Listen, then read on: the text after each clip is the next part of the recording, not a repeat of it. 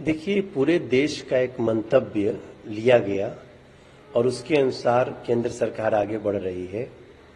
One nation one election के बहुत सारे फायदे हैं। सबसे बड़ी बाधा लगातार समय समय पर आचार संहिता का आना। तो अगर 5 साल में आप देखिएगा तो ऐसी ऐसी रिपोर्ट है कि 2.5 साल तो आचार संहिता में चली जा रही है। आचार संहिता के तहत फिर हम लोग फंस जाते हैं, कार्य नहीं होते। तो देश की जो विकास की धारा है, विकास की गति है, उसको बढ़ाने के लिए एक बार इलेक्शन हो और 5 साल तक सिर्फ कार्य हो। अभी क्या हो रहा है कि ज्यादातर इलेक्शन हो रहे हैं। आप हमें भी जब आप कभी पूछिएगा, भी पार्टी के स्टार प्रचारक के रूप में अक्सर किसी न किसी राज्य में भागता रहता हूं, देश के कोने कोने में। तो हमको भी लगता है यहाँ चुनाव खत्म हुआ तो तक वहां शुरू हो गया, वहां खत्म हुआ यहाँ शुरू हो गया। अपने लोकसभा क्षेत्र में भी कंसंट्रेशन में दिक्कत आती है। तो हम जब छोटी से मनोज तिवारी को इतनी बातें समस्या आ रही हैं, तो पूरे देश में एक बार इलेक्शन होने से बहुत फायदा होने वाला है। इसलिए नरेंद्र मोदी जी की सरकार को हम बहुत धन्यवाद करते हैं और जनता को भी फायदा होने वाला है। अब जनता रोज ये चुनाव आया फिर छुट्टी लो, ये चुनाव आया फिर छुट्टी लो, तो जनता को भी हो गया, देखो भाई एक बार ये इलेक्शन है, हमें जाना है और इसमें इसका केंद्र का यहां वोट देना है, उसी दिन राज्य का इनको वोट देना है, निगम का इनको वोट देना है। कई चीजें आएंगी, अभी ड्राफ्ट हो रहा है, आगे आने दीजिए, मैं तो अपनी जानकारी से बोल रहा हूं। तो इसमें जनता के मत का प्रतिशत भी बहुत बढ़ जाएगा। आज देखिए कितनी खुशी की बात है, जब मैं आपसे बात कर रहा हूं, जम्मू कश्मीर में अभी तक 50% वोट हो चुका है। वो लोग जो कहते थे जला देंगे, फूंक देंगे, नदियां बहा देंगे, लालो लाल कर देंगे, वो कहां चले गए। आज लोकतंत्र की विजय हो चुकी है जम्मू कश्मीर में।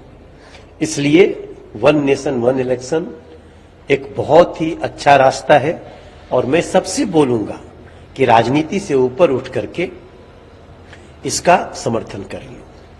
मानव बिशनपुर चार का विस्तार तमाम को भी मंजूरी मिल गई है। भारत विकसित भारत की ओर बढ़ रहा है और विकसित का अर्थ यही होता है कि कल तक जो हम सपने देखा करते थे वो पूरे कर रहे हैं हम लोग। ये सारे जो आज कैबिनेट में जो फैसले हुए हैं उसके आधार पे देश के प्रत्येक व्यक्ति को यह विश्वास होना चाहिए कि जो एक शब्द चला है कि मोदी हैं तो मुमकिन है, उसका बहुत सारा रिजल्ट अभी हमको दिखेगा।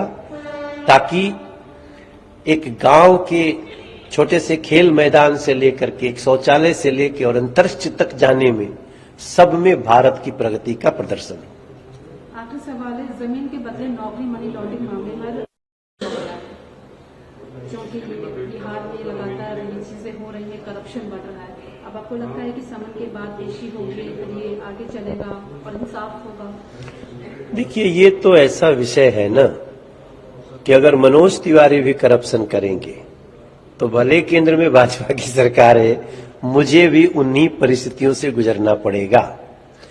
इसलिए जब मोदी जी कहते हैं कि जीरो टॉलरेंस ऑन करप्शन, तो जीरो मतलब zero, zero tolerance on terrorism, तो जीरो मतलब जीरो। इसलिए बिहार की जो केस है उसमें जिन लोगों पर भी आरोप है उनको जांच में शामिल होना चाहिए।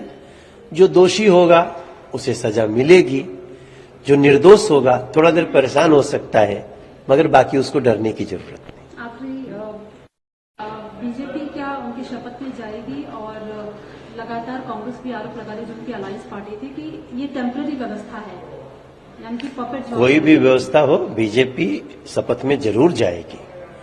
100% हम आतिशी जी के मुख्यमंत्री पद के ग्रहण में जिनको भी बुलाया जाएगा हम उपस्थित होंगे।